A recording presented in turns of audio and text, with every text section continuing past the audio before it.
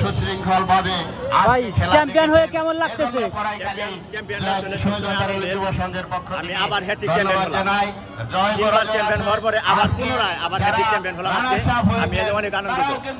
রহস্যজনক কথা সেটা হলো আপনি ফাইনাল শট চ্যাম্পিয়ন শটটা নিচ্ছেন প্রত্যেকটা ম্যাচে। আসলে এই শটটা তো ভাইটাল, এই শটটাকে আপনাদের দল থেকে দেওয়া না আপনার এই শটটা আসলে আমাদের যারা সতীর্থ খেলোয়াড় তারা আমার প্রতি আত্মবিশ্বাস আছে বলেই তারা সবসময় আমাকে উইনিং শটে পাঠায়। এই জন্য আমিও নিজেও চিন্তা করলাম যে ঠিক আছে আমি উইনিং শটে যাই। এই জন্য আমি আজকে উইনিং শটে গেলাম। তো আল্লাহর রহমতে উইনিং শট দিছি, গোল হয়েছে, আমাদের টিম জিতছে আলহামদুলিল্লাহ।